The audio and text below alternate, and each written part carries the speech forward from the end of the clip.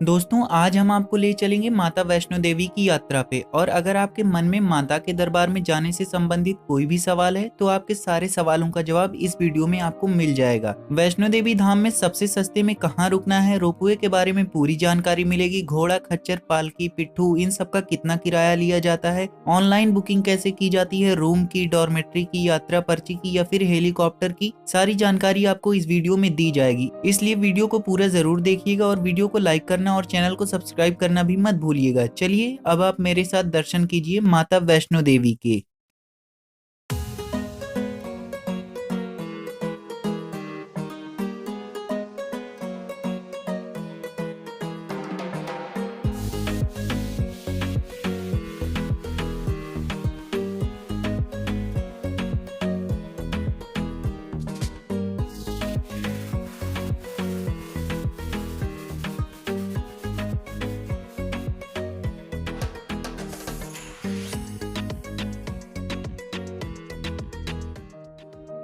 दोस्तों माता वैष्णो देवी जाने के लिए आप देश के किसी भी शहर में रहते हो, आपको सबसे पहले कटरा पहुंचना होगा। कटरा पहुंचने के लिए देश के अलग अलग राज्यों से ट्रेन की सुविधाएं अवेलेबल हैं। अगर आप फ्लाइट से आना चाहते हैं तो फ्लाइट से भी आप जम्मू तक आ सकते हैं और जम्मू से 60-70 रुपए देकर आप कटरा बस के द्वारा पहुंच जाएंगे।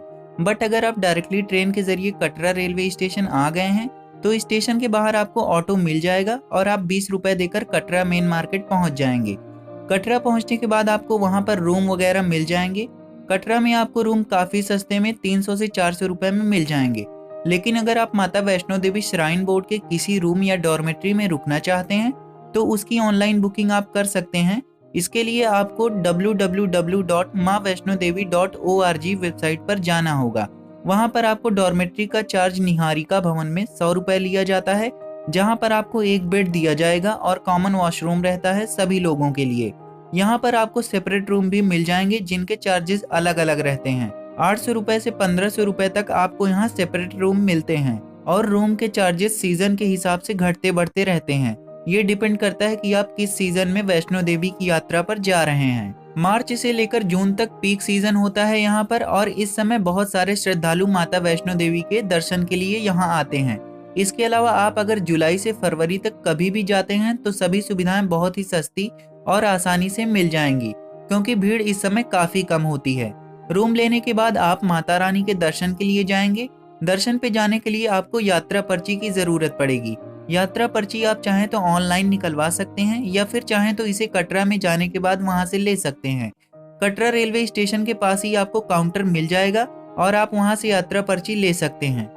3 साल से छोटे बच्चों के लिए यात्रा पर्ची की जरूरत नहीं होती है, लेकिन इससे ज्यादा उम्र के लोगों के लिए यात्रा पर्ची अनिवार्य है और इसके बिना आपको माता के दर्शन नहीं करने दिया जाएगा।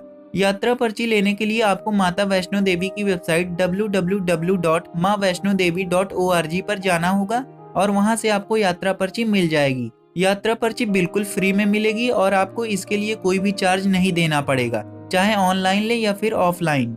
यात्रा पर्ची लेने के बाद अब आप यात्रा की शुरुआत कर सकते हैं। माता रानी के दरबार तक जाने के लिए आपको 2 रास्ते मिलेंगे। या तो पुराने वाले रास्ते से जाइए जो बाण गंगा और चरण पादुका होते हुए अर्धकुंवारी तक जाता है, या फिर आप नए रास्ते से जाइए जो ताराकोट वाला मार्ग है। अगर आप नए रास्ते से जाना चाहते हैं तो आपको कटरा मार्केट से ऑटो मिल जाएगा जो आपको नए मार्ग के स्टार्टिंग पॉइंट तक ड्रॉप कर देगा। और यहाँ ताराकोट से माता का दरबार 5-6 किलोमीटर पड़ता है और यहाँ से आपको पैदल जाना होगा। कटरा से यहाँ तक पहुँचने के लिए ऑटो आपसे 240 रुपए चार्ज करेगा। अगर आप पुराने रास्ते से जाना चाहते हैं तो आप पैदल भी दर्शनी दरवाजे तक जा सकते हैं और अगर आप ऑटो से जाना चाहते हैं तो ऑटो आपको कटरा से 50 रुपए में दर्शनी दरवाजे तक ड्रॉप कर देगा। बट अगर आपके साथ कुछ सीनियर सिटीजन है और आप उनको घोड़े, खच्चर, पालकी या पिट्ठू के माध्यम से भेजना चाहते हैं तो आपको पुराने वाले रास्ते से ही जाना पड़ेगा, क्योंकि नए रास्ते यानी ताराकोट वाले मार्ग पर घोड़े, खच्चर, पिट्ठू ये सब नहीं चलते हैं। ताराकोट वाला मार्ग 1 किलोमीटर ज्यादा लंबा है पुराने वाले मार्ग से, लेकिन ताराकोट मार्ग की चढ़ाई काफी आसान है क्योंकि यह रास्ता एकदम बराबर और सपाट है और यहाँ किसी भी तरह के घोड़े, खच्चर नहीं चलते हैं, तो किसी भी तरह की रुकावट यहाँ देखने को नहीं मिलती है। घोड़े, खच्चर, पालकी, अगर इन सब के रेट के बारे में बात की जाए तो आप चाहें तो ये सुविधाएं कटरा से माता के भवन तक ले सकते हैं, लेकिन एक सबसे बढ़िया ऑप्शन मैं आपको बता देता हूँ कि आप ये सारी सुविधाएं अर्धकुंवारी तक ही बुक करें। क्योंकि अर्धकुंवारी तक अगर आप घोड़े, पालकी या खच्चर लेते हैं तो आपको थोड़ा सस्ता पड़ेगा, और अर्धकुंवारी से आगे जाने के लिए आपको वहां से बैटरी वाली गाड़ियों की सुविधा मिल जाती है। कटरा से अर्धकुंवारी तक पालकी का किराया एक व्यक्ति का 1700 रुपये है, अगर व्यक्ति का वजन 100 किलो से कम है तो। अगर व्यक्ति का वजन 100 किलो से ज्यादा है तो पालकी का किराया 2200 रुपये पड़ेगा। 25 किलो वजन तक के लिए पिट्ठू की सुविधा भी मिल जाती है, जिसका किराया 300 रुपये लगेगा कटरा से अर्धकुंवारी तक। और अगर घोड़े या खच्चर की बात करें तो उसका किराया 700 रुपये पड़ेगा कटरा से अर्धकुंवारी तक। ये सारी सुविधाओं के चार्जेस एकदम फिक्स हैं और इसमें जीएसटी भी इंक्लूड है, और आप इन सब की बुकिंग वहां पर प्रीपेड काउंटर से कर सकते हैं। किसी भी बाहरी व्यक्ति के बहकावे में आकर कहीं और से बुकिंग ना करें। इसके अलावा हेलीकॉप्टर की सुविधा भी आपको मिल जाती है। हेलीकॉप्टर के लिए बुकिंग आपको पहले से करनी होगी, जिसके लिए आपको माँ वैष्णो देवी की वेबसाइट पर जाना होगा। हेलीकॉप्टर का एक साइड का किराया 1100 रुपये पड़ेगा। अगर आप पैदल जा रहे हैं तो आपको ताराकोट मार्ग पर रास्ते में बहुत जगह खाने पीने की दुकानें और विश्राम स्थल बने हुए हैं, और इस रास्ते में आपको एक फ्री लंगर भी मिल जाएगा, जहां पर आपको मुफ्त में बहुत बढ़िया खाना खाने को मिलेगा। अर्धकुंवारी पहुंचने के बाद आपको वहां बैटरी वाली गाड़ियां मिल जाएंगी, तो आप वहां से इन गाड़ियों के द्वारा 350 रुपये में मनोकामना भवन तक पहुंच जाएंगे। और अगर आप पैदल जाना चाहते हैं तो पैदल भी जा सकते हैं। मनोकामना भवन में पहुंचने के बाद आपको सबसे पहले वहां पर प्रसाद खरीदना होता है। वहां पर प्रसाद आपको 55 रुपये, 70 रुपये और 100 रुपये का मिलता है। आप जितने रुपए वाला चाहें वो प्रसाद खरीद सकते हैं। नीचे से आप कोई भी प्रसाद लेकर मत जाइए, क्योंकि किसी भी तरह का प्रसाद माता के ऊपर नहीं चढ़ाया जाता है। सिर्फ नारियल चढ़ता है, वो भी मंदिर से थोड़ा सा पहले आपसे ले लिया जाता है और वापस आते समय आपको रिटर्न कर दिया जाता है। आपको अपना सामान और लगेज रखने के लिए वहां पर लॉकर मिल जाएंगे, और ये लॉकर पूरी तरह से फ्री होते हैं और इनका कोई भी चार्ज नहीं पड़ता है। और ये लॉकर आपको मनोकामना भवन के पास में ही मिल जाएगा। अब चलिए बात करते हैं भवन में स्टे करने की। भवन के पास स्टे करने के लिए या ठहरने के लिए कुछ प्राइवेट होटल्स मिल जाते हैं। इसके अलावा माता वैष्णो देवी श्राइन बोर्ड की डॉर्मेट्री मिल जाएगी। डॉर्मेट्री का चार्ज 120 रुपये है। इसके अलावा आपको वहां पर फ्री में रुकने की व्यवस्था भी मिल जाती है। मनोकामना भवन के पास राइट हैंड साइड में डॉर्मेट्री है, जिसका चार्ज 120 रुपये है, और इसी के लेफ्ट हैंड साइड में एक मनोकामना भवन की ही बिल्डिंग बनी हुई है, जहां पर आपको फ्री में स्टे करने की व्यवस्था मिल जाती है। यहाँ पर आपको ओढ़ने के लिए कंबल भी दिया जाता है। इसके अलावा यहाँ पर खाने पीने के लिए माता वैष्णो देवी श्राइन बोर्ड के होटल भी हैं, जहाँ पर आपको राजमा चावल, दाल चावल, कढ़ी चावल सब कुछ मिल जाएगा। एक प्लेट की कीमत 40 रुपये है। अगर आप भवन में शाम को 6 बजे पहुँचते हैं तो 6 से 9 बजे तक आप दर्शन नहीं कर पाएंगे, क्योंकि ये समय वहाँ आरती का होता है।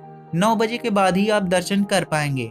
तो आप अपना टाइम कुछ इस तरह से एडजस्ट करें कि आप शाम के 6 बजे से पहले वहां पहुंच जाएं, नहीं तो आप 9 बजे के बाद ही दर्शन कर पाएंगे।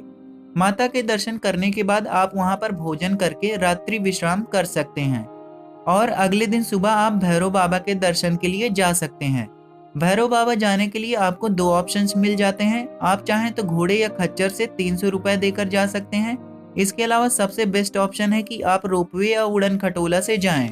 रोपवे का टिकट 100 रुपये का पड़ता है, और इसमें आपका आना और जाना दोनों हो जाता है, अगर आप 2 घंटे के अंदर आ जाते हैं तब। अगर आपको भैरव बाबा के दर्शन करने में 2 घंटे से ज्यादा का समय लगता है तो वापस आने के लिए आपको दूसरा टिकट खरीदना पड़ेगा। लेकिन ध्यान रहे, बारिश और बर्फबारी के समय रोपवे को पूरी तरह से बंद कर दिया जाता है। 2 मिनट का समय लगता है रोपवे में भवन से भैरव बाबा तक जाने में, और एक बार में 40 से 45 लोग जा सकते हैं। भैरव बाबा मंदिर पहुंचने के बाद आप वहां से प्रसाद खरीद सकते हैं। 20 रुपए का प्रसाद आपको मिलेगा, और बंदर बहुत हैं वहां पर, तो बंदरों से जरा सावधान रहिएगा। भैरव बाबा के दर्शन करने के लिए बहुत ज्यादा लंबी लाइन नहीं लगती है, और आपको बहुत आसानी से और बहुत ही जल्दी दर्शन हो जाएंगे। और अगर आप 2 घंटे के अंदर दर्शन कर लेते हैं तो आपका वही पुराना रोपवे का टिकट काम आ जाएगा जिससे आप आए थे। भैरव बाबा के दर्शन के बाद आप रोपवे से वापस मनोकामना भवन आ जाइए। उसके बाद भवन पहुंचने के बाद आप घोड़े, खच्चर या पैदल वापस लौट सकते हैं। आपको बता दें, इस पूरी जर्नी में कोई भी प्रीपेड सिम कार्ड काम नहीं करेगा, इसलिए अगर आपके पास पोस्ट पेड सिम कार्ड है तो उसे लेकर जरूर जाइएगा। ऐसा भी नहीं है कि पोस्ट पेड सिम कार्ड ले जाना ही पड़ेगा, क्योंकि रास्ते में कई जगह पीसीओ लगे हैं जहां से आप फोन कर सकते हैं, और एक फोन कॉल का वो आपसे चार्ज करते हैं 5 से 10 रुपए। तो दोस्तों, ये थी वैष्णो देवी यात्रा के बारे में कंप्लीट जानकारी। उम्मीद है आपके सारे सवालों के जवाब मिल गए होंगे। अगर आपको वीडियो पसंद आई है तो वीडियो को लाइक कीजिएगा और चैनल को सब्सक्राइब करना भी मत भूलिएगा।